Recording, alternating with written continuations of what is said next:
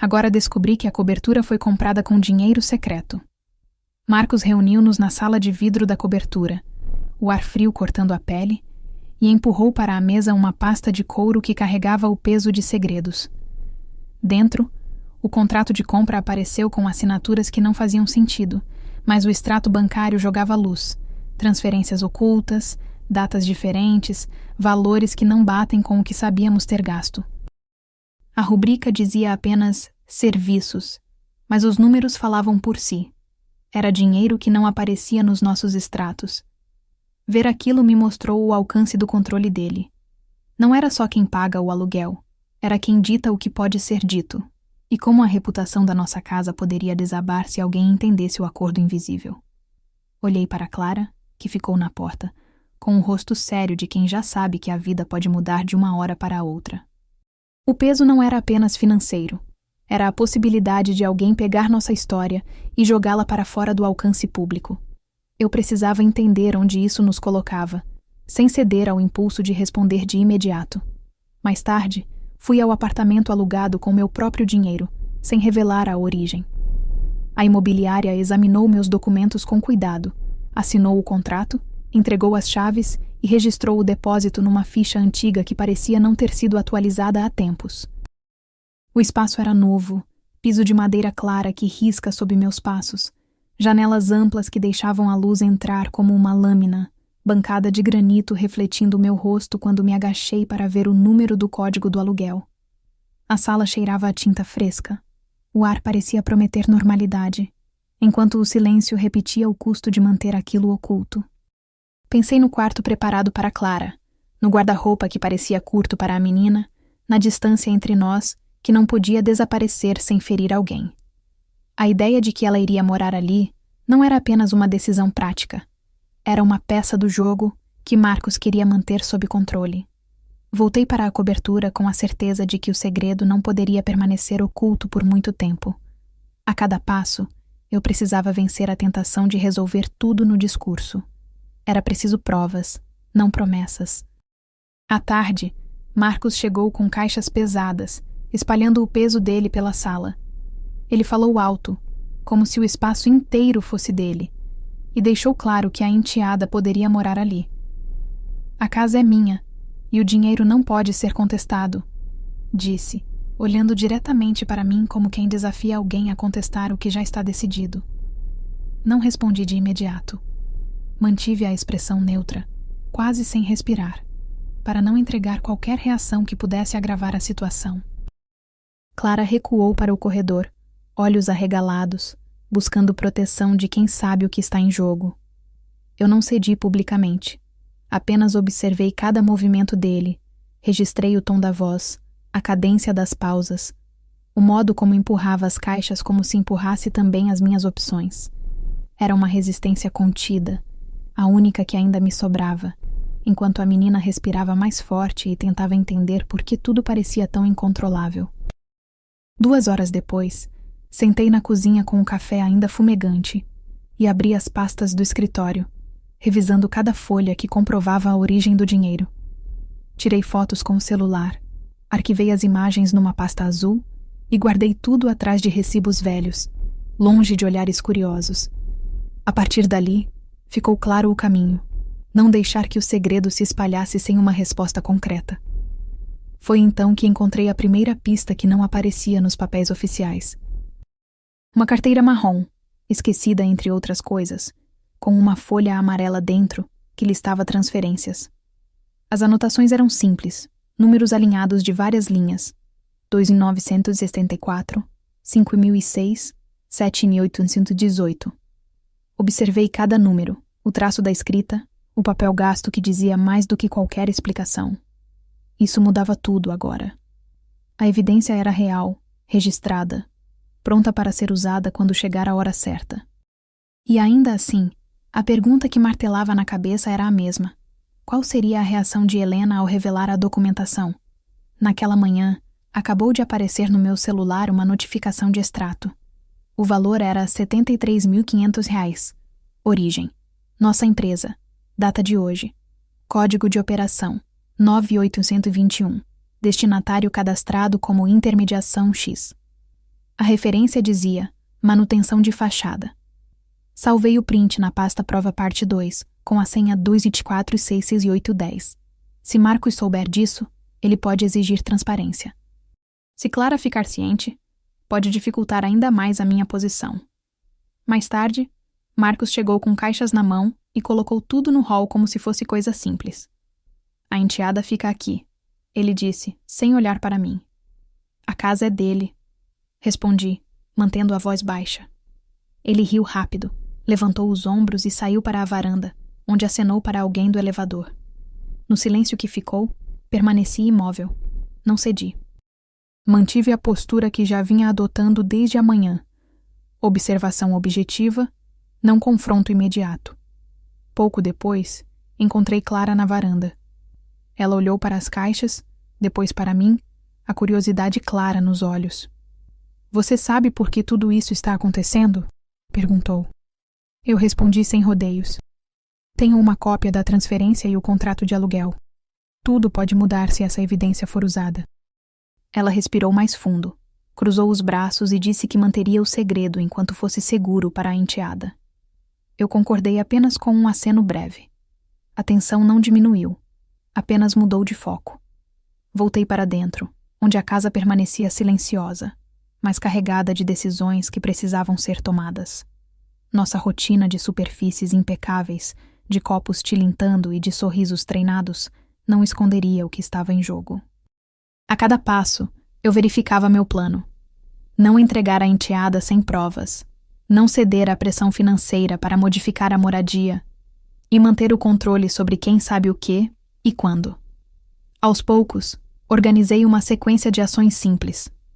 Manter a enteada em sala de estudo com supervisão discreta, registrar qualquer demanda de Marcos por mudanças e, se necessário, acionar o apoio da pediatra de Clara para orientar a proteção da criança sem expor nada publicamente.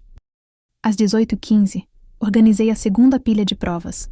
Juntei a nota fiscal da cobertura comprada com o registro de pagamento que aparece no extrato e guardei a cópia do contrato de aluguel com o carimbo do locador.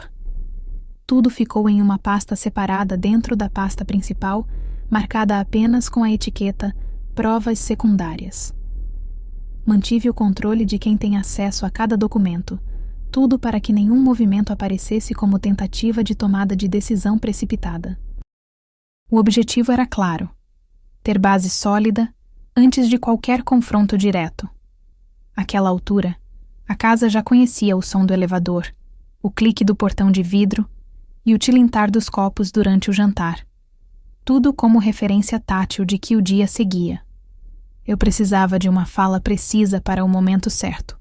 Não derrubar o que já existe, mas demonstrar que não fico refém de uma decisão unilateral baseada em dinheiro.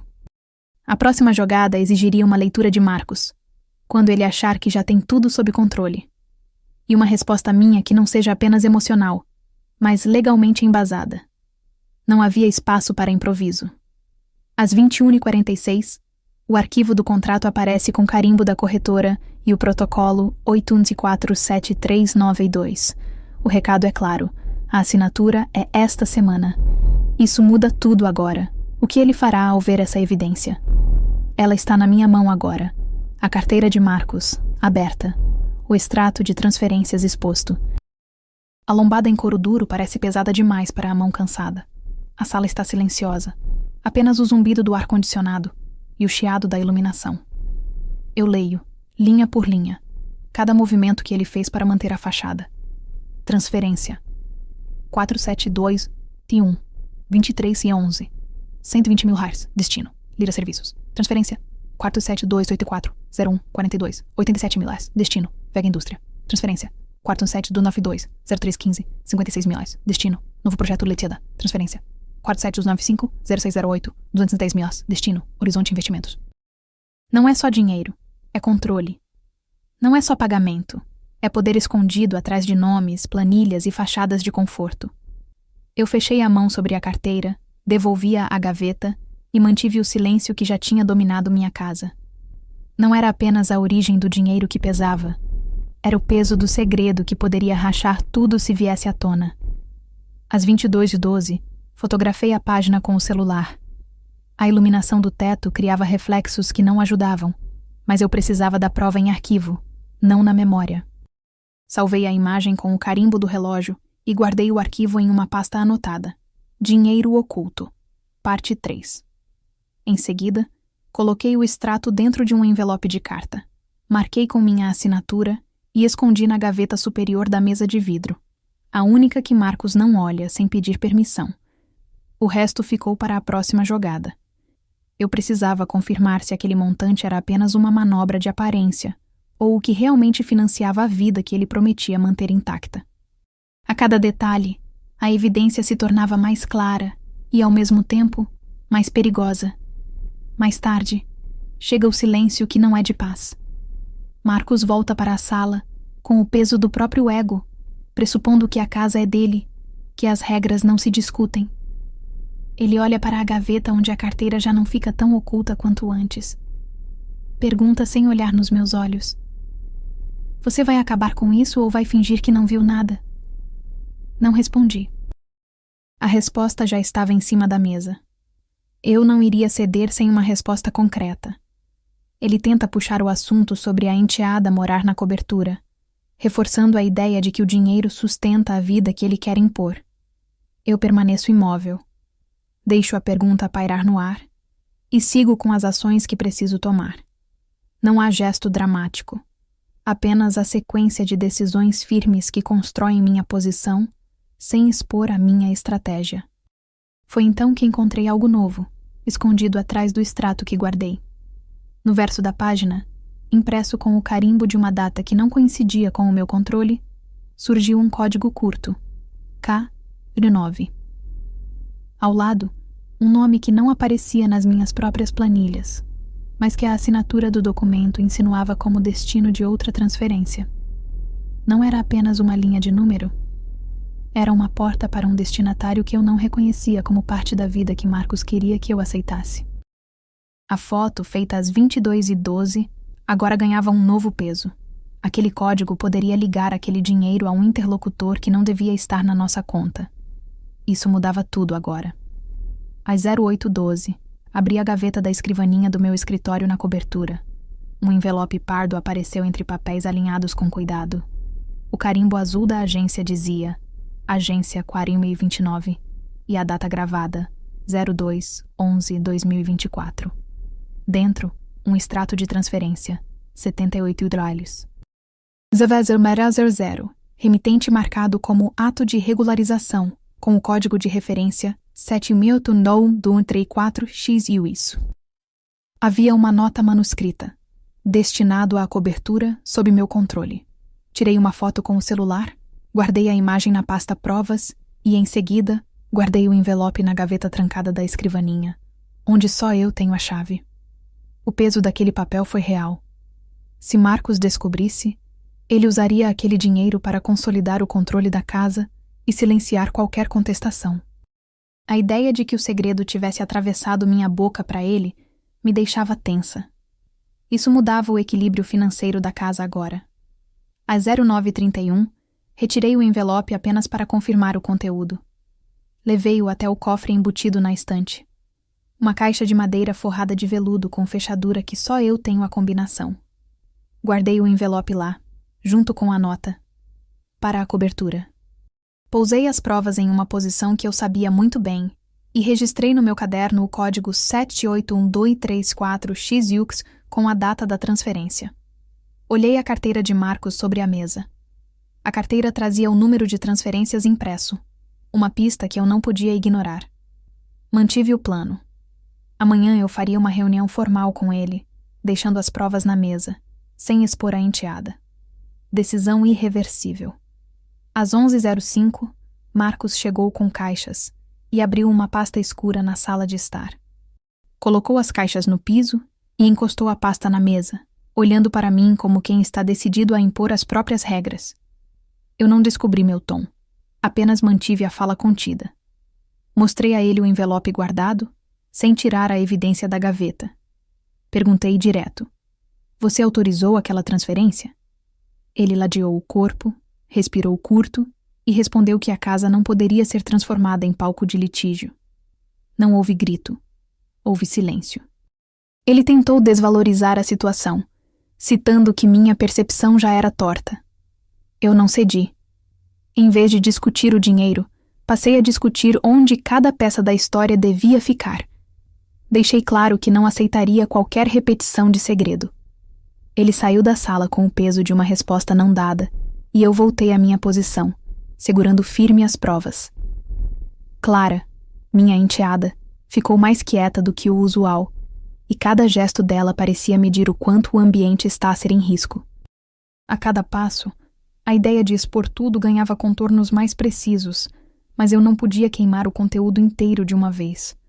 O segredo não tinha acabado de nascer hoje, apenas cresceu o suficiente para exigir um calendário. A tensão, por fim, era de que eu precisava controlar o timing. E eu controlava. O próximo movimento seria decidido com a frieza necessária. O que eu faria agora, com as provas seguras, sem colocar Clara em risco? Às 16h42, o dia ainda não tinha encerrado quando eu ouvi o som do elevador. A campainha clara do prédio ecoou na ponta da minha paciência.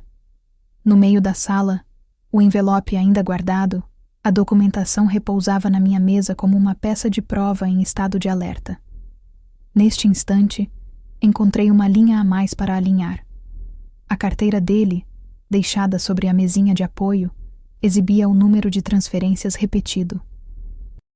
Não era apenas uma coincidência. Era uma pista que ligava os recursos ocultos ao fluxo que ele pretendia manter sob meu controle.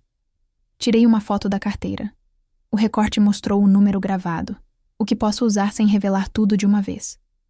Guardei a foto no meu telefone e anotei o passo seguinte: não tocar no envelope, não tornar pública a origem do dinheiro ainda, mas manter a âncora pronta para o momento certo. A cada minuto, a percepção de risco aumentava. Se ele descobrisse que eu tinha a documentação, poderia agir para desestabilizar a minha posição na casa. E eu precisava ser quem decide o ritmo. Assim, preparei a agenda para a reunião de amanhã com ele, com o objetivo de apresentar apenas parte das provas, o suficiente para ele sentir a pressão sem que Clara sofra represália.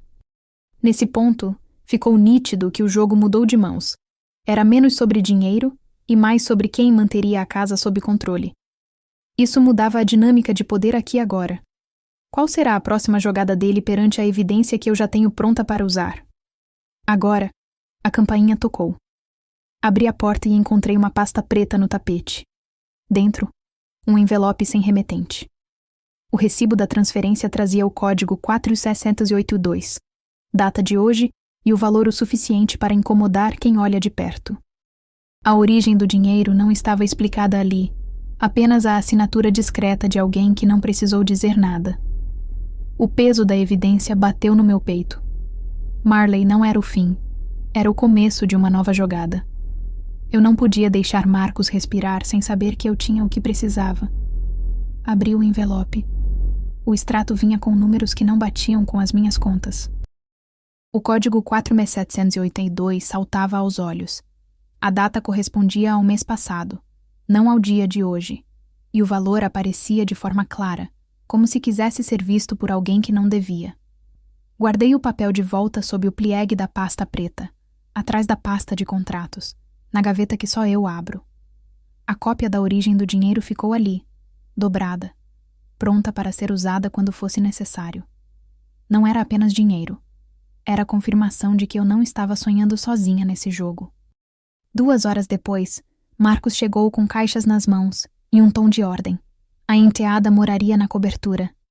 Ele repetia que a casa era dele, que aquele dinheiro não podia ser contestado, que nenhum argumento tinha peso frente ao que ele chamava de normalidade. Eu ouvi, sem interromper, sem prometer nada. Quando ele acabou, dei apenas um passo atrás, fechei o assunto com silêncio e deixei que ele acreditasse no meu acordo. Minha mente já traçava o próximo movimento sem que ele percebesse.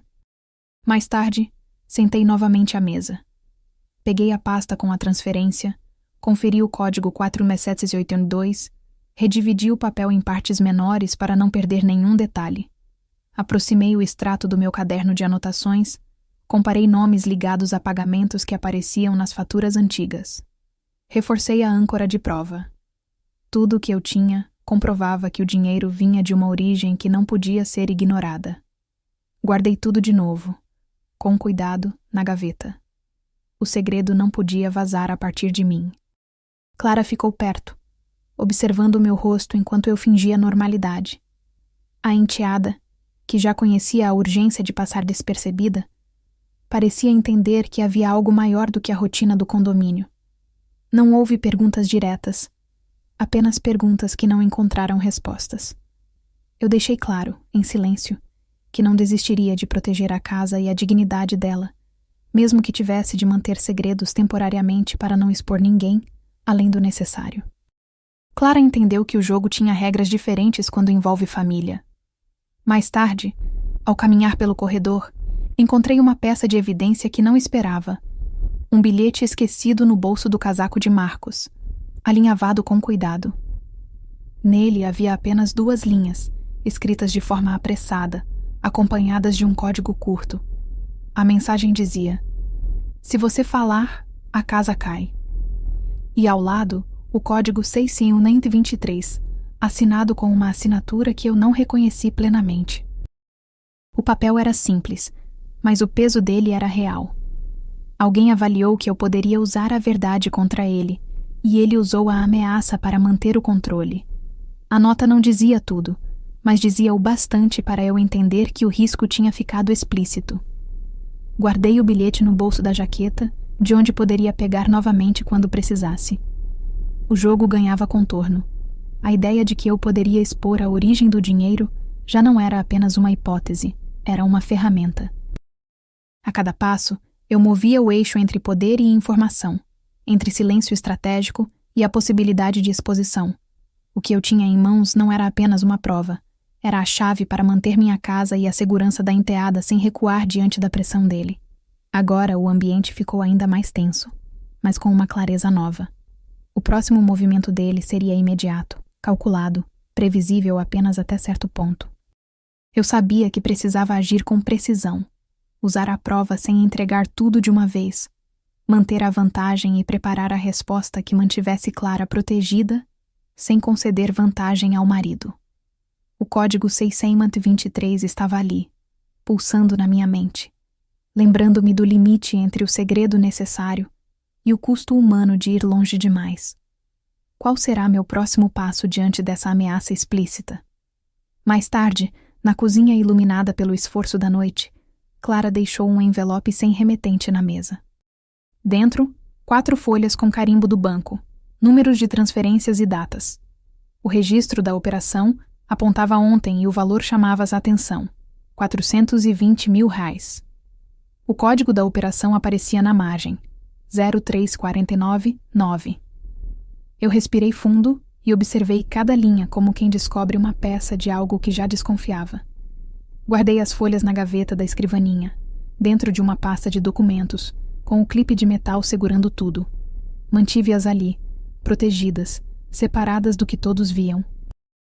Não era prático exibir aquilo para Marcos. Não era hora de liberação pública de segredos.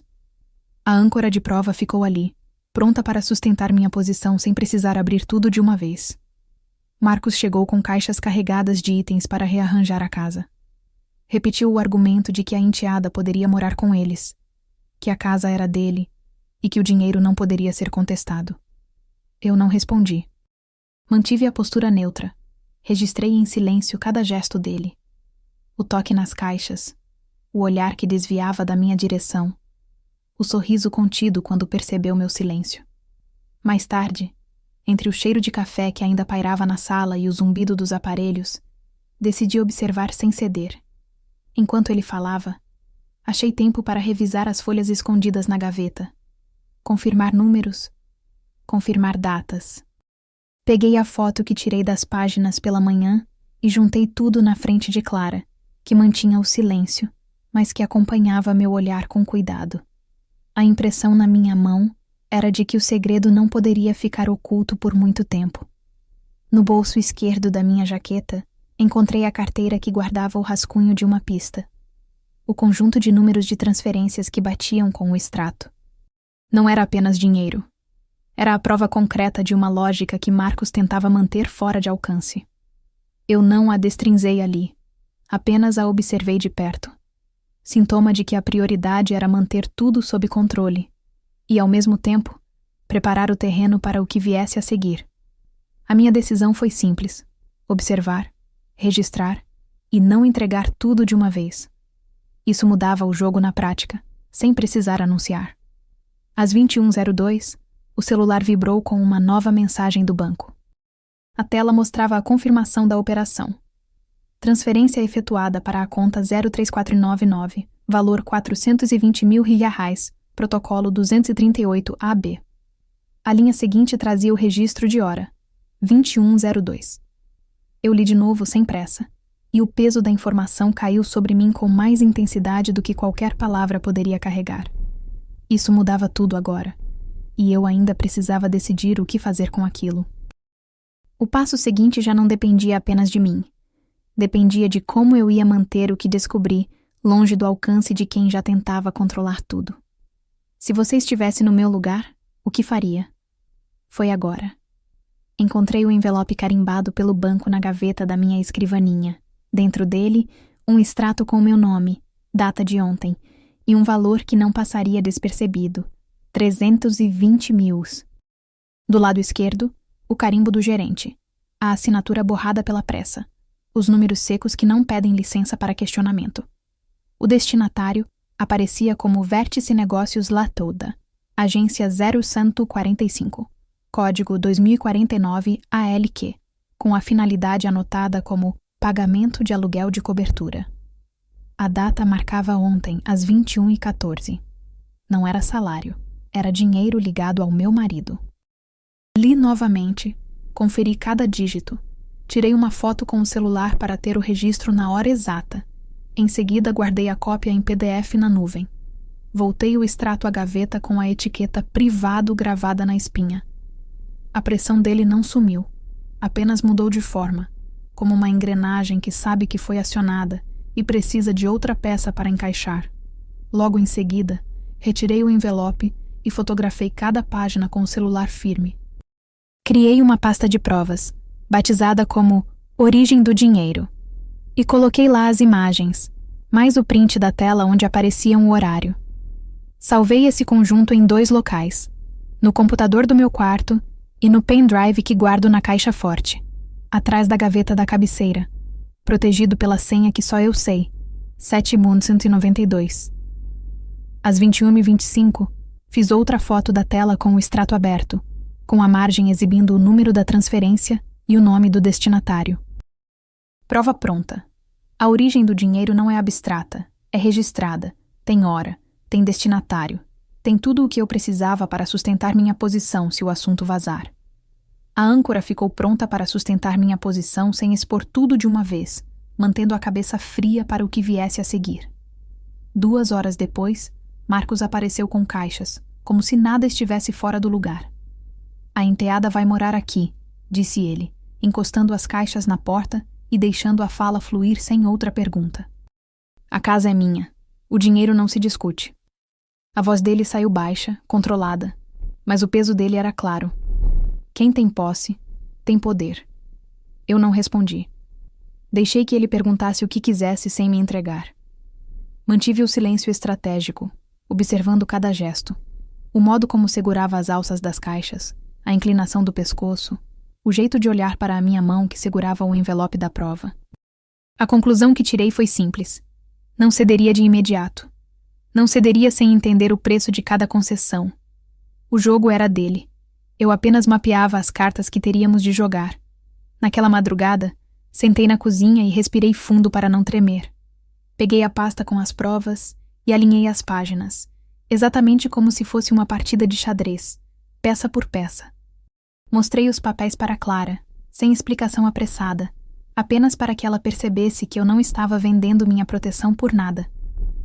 Abri as fotos, juntei as datas, conferi os números, verifiquei as assinaturas.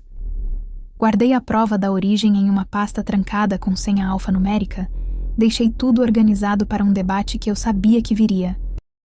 A cada página que olhava, a ideia ganhava contorno. Precisava de mais dados, não promessas.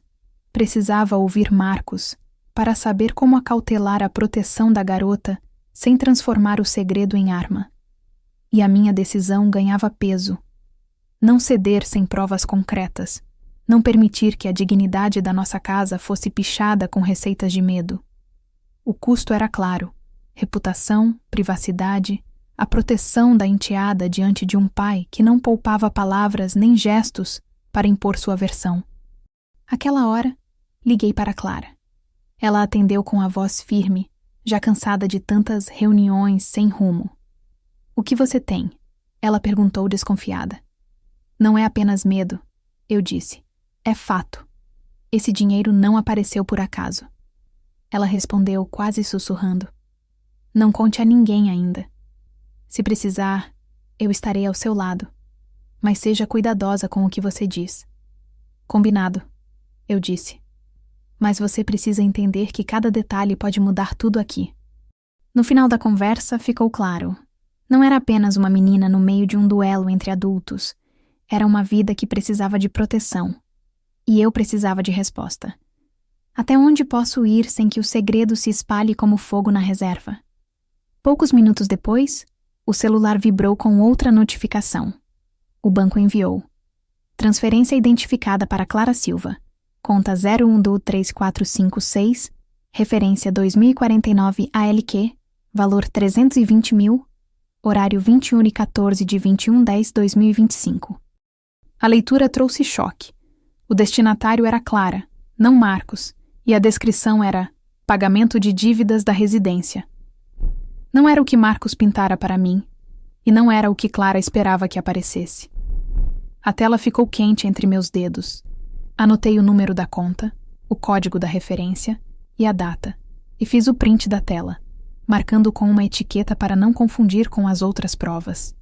Guardei tudo em uma pasta com senha, para que nada escapasse. A partir daqui, cada decisão ganharia um mapa diferente. A linha de dinheiro ligava Clara à origem, não a uma abstração de gestão da casa. Eu precisava agir, sem expor a enteada, sem entregar o que não fosse necessário, mantendo cada movimento nos limites que a situação impunha. Agora eu sabia. A transferência tinha sido para Clara, não para Marcos, e isso apontava para uma reunião com Clara amanhã, para discutir os próximos passos, sem tornar público o segredo. O que exatamente Clara vai revelar nessa conversa? Para escrever a parte 8 com fidelidade total, eu preciso do blueprint específico dessa parte.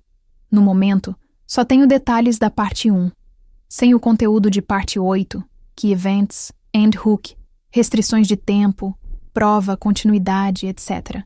Não consigo garantir a continuidade, a coerência narrativa nem o cumprimento das regras de retenção.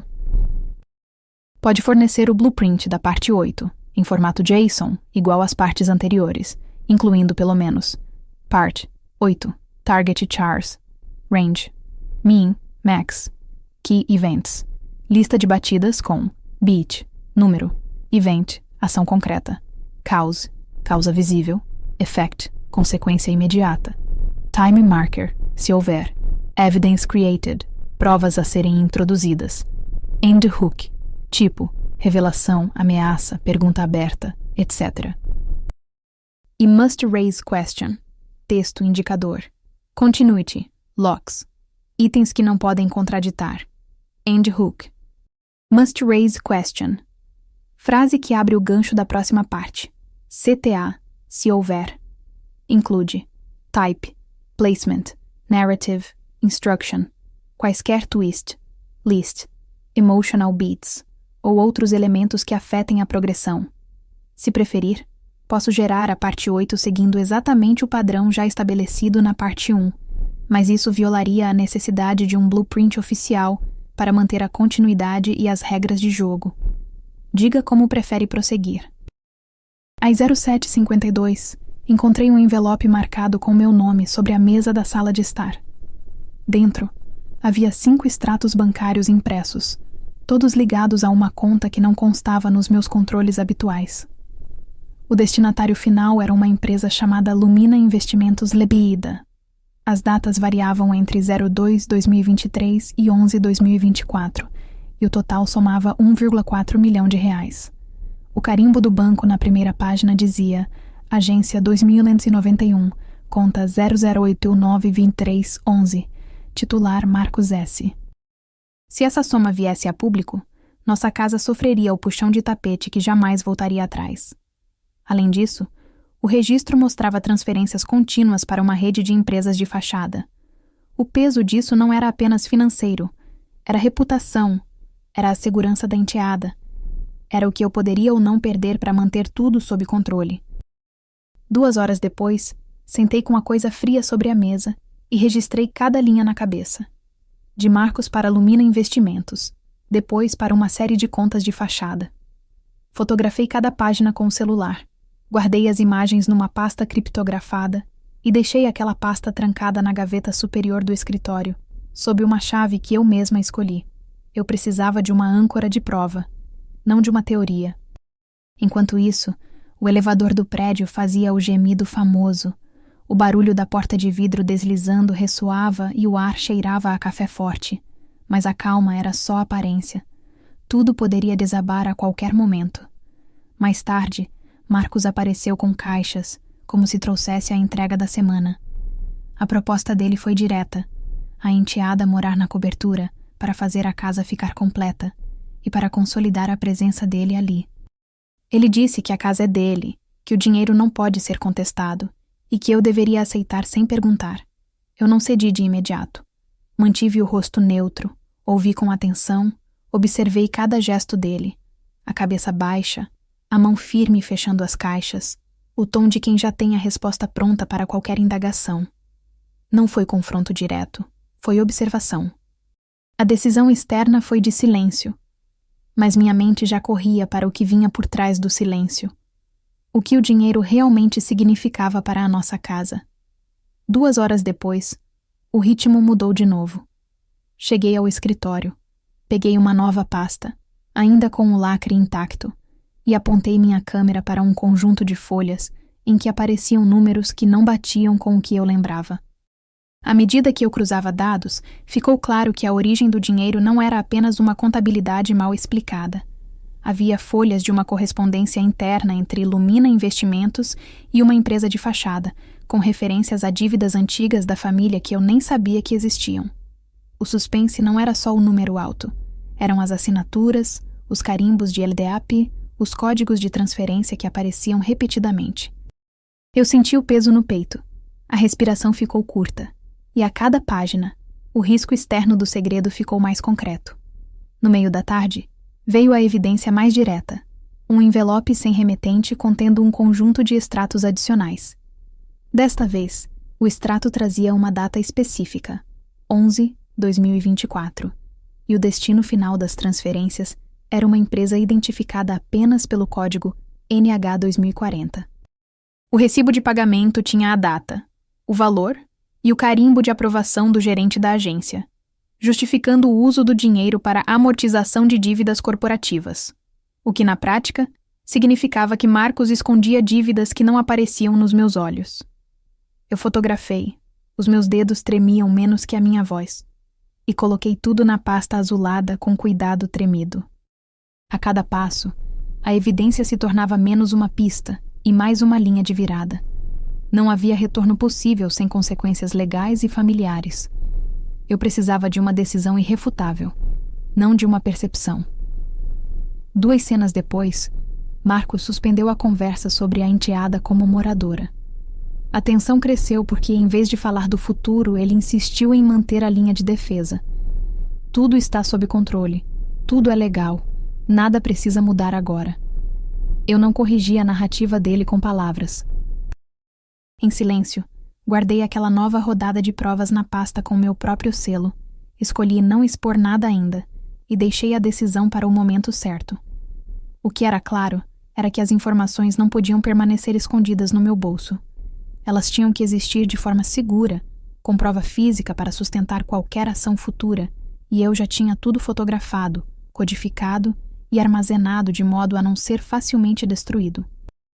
Agora, com a soma de tudo que encontrei, há uma linha inescapável que me aponta para o próximo movimento.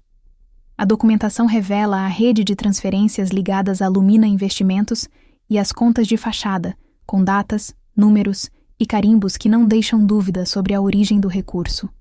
O que me espera no próximo passo não é apenas a revelação. É a reação que eu sou obrigada a enfrentar, porque a documentação não fica quieta. A pasta com os extratos, os carimbos, os horários e o conjunto de notas que eu coletei está na minha bolsa, pronta para o momento certo em que eu decidir agir. Isso mudava tudo agora. Qual será a reação de Helena ao revelar a documentação? Agora. Eu abro o envelope sobre a mesa da cobertura e a imagem de luxo não engana. Há provas ali. O extrato bancário com o código 9021 brilha sob a luz fria do plafond. A transferência aparece como recurso oculto da empresa de Marcos para a nossa casa, registrada às 22h13. O comprovante carrega o número da conta que termina em 9804. Ao lado, uma nota manuscrita diz: documento para a enteada. A evidência está clara. O dinheiro não veio do nada. Está ligado a ele. Estático, eu a peso. Dobro o papel, enfio na pasta cinza e guardo bem no fundo da gaveta da varanda, onde ninguém ousa mexer. 2 horas depois, a quietude da casa volta a rondar. O ar cheira a inox. O elevador é um zumbido distante. O copo de água na mesinha treme quando eu respiro baixo. Eu reviso cada linha daquilo que vi. Não é apenas dinheiro. É controle, reputação, estrutura de poder dentro de uma casa que sempre quis parecer impecável. Eu fico com a certeza de que esse segredo pode colocar tudo a perder, inclusive a dignidade da enteada. Sem falar alto, repito para mim: não posso deixar que esse segredo respire no ar da casa. Marcos chega com caixas às mãos, como se a vida fosse uma mudança programada para amanhã. Ele não chega para pedir licença, chega para impor. A enteada precisa morar aqui, diz, com a naturalidade de quem afirma que o céu é azul. A casa é minha, ele completa, e o dinheiro não pode ser contestado. Eu ouço, contemplo, não confronto. Fico em silêncio, mantendo a postura que já foi minha arma em outras situações. Observar, registrar, agir sem alarde. A casa parece suspender o sermão dele antes de eu responder com algo que não seja uma defesa vazia. Mais tarde, a tensão se ajeita na cozinha, onde o cheiro de café ainda persiste, mas o tempo parece ter parado. Eu não falo, mas começo a planejar o próximo movimento. Eu tento não demonstrar a movimentação de provas que tenho. Eu organizo as evidências para que, no momento certo, possam falar por si mesmas. A ideia é simples: ter o jogo nas minhas mãos, sem dar sinais de que eu já decidi ligar o gatilho. Enquanto Marcos verifica as caixas, eu seguro firme o extrato 9021 e penso em quem pode ver isso sem se sentir traído. Eu reúno Clara na varanda, de passagem para o quarto dela. A enteada me encara com olhos que ainda carregam o peso de segredos que não deveriam estar ali. Você sabe de onde vem esse dinheiro? Eu começo, sem pedir licença para fingir normalidade. Ela balança a cabeça, baixa o tom de voz e insiste que não quer que ninguém descubra tudo. Eu concordo com um sinal de cabeça quase imperceptível e sigo firme. Proteger a menina não é apenas proteger a imagem da família, é manter intacta a justiça que ainda podemos construir, sem perder a própria dignidade. O acordo tácito entre nós é claro. Ninguém comenta nada que possa expor mais alguém. Amanhece com o meu celular vibrando. Uma mensagem de voz que não é minha. Uma voz de quem sabe demais. Eu marco uma reunião com o advogado da família. Reúno as evidências e vou até o andar de serviço do prédio para não ligar suspeitas aos olhos de Marcos. A conversa é seca, prática. Mostro o extrato 9021, mostro o print da tela, mostro o carimbo do banco. Ele observa com a calma de quem já viu isso antes, mas o efeito já se propagou. A casa, a imagem pública, a tranquilidade da enteada, tudo começa a se mover para um lado ainda não revelado. Eu não deixo a emoção me dominar. Eu mando o caminho para a ação. A regularização formal das evidências, o alerta ao advogado, a defesa da minha autonomia sem ceder a chantagens. Na sequência, seguimos para o que a situação exige: uma leitura fria dos fatos, Um passo atrás para avaliar consequências e uma decisão irremediável que eu não poderia adiar. Eu apresento tudo: as notas, o extrato, as mensagens que mostram a origem do dinheiro, o timing da transferência, a assinatura que pode estar sujeita à contestação. Marcos tenta improvisar com palavras que não têm peso, tenta retratar a situação como um mal-entendido. Eu não caio nessas encenações. Cada gesto dele, cada frase dita, é observação para a queixa formal que farei, com os nomes certos, os endereços corretos, as datas verificáveis. Eu sei onde tudo começou, eu sei quem está envolvido, e eu sei como a justiça pode exigir respostas rápidas. O ápice está prestes a se consolidar. O advogado analisa os papéis, confirma a linha de defesa, e eu sinto que a próxima jogada de Marcos já está desenhada na frente dele, ainda sem palavras que o denunciem por completo. Eu guardo o telefone, fecho a gaveta da bancada e me aproximo de Marcos com a expressão que ele não reconhece. A de quem sabe exatamente o que está em jogo e não tem medo de recorrer aos meios legais para defendê-lo. A fala dele fica menor. A minha, mais firme. Branham de silêncio não funciona mais. A casa precisa de ordem. A enteada pede normalidade. A verdade pede espaço para respirar sem a sombra dele aqui. O extrato 9021, o mesmo código que apareceu nas primeiras anotações, mostra algo novo, ainda que simples. Ele ficou registrado com o nosso nome na linha de destinatário, mas o que realmente muda é o que a partir daqui pode acontecer. A documentação pode ser apresentada ao banco, pode ser solicitada a dissolução de contratos que nos engessavam, pode abrir ações legais para desocupar a casa e redirecionar a vida de Clara para uma gestão mais estável. Isso, de fato, reconfigura o poder dentro da casa, a confiança entre nós, a maneira como a enteada pode continuar morando ali ou não, e o que isso faz com o nosso futuro. O fato novo imediato é este. O extrato com o código 9021 prova a transferência entre a conta empresarial de Marcos e a conta familiar, registrada às 22h13 de hoje, com o valor da operação. E esse movimento muda tudo. O que Marcos fará agora para tentar manter o controle?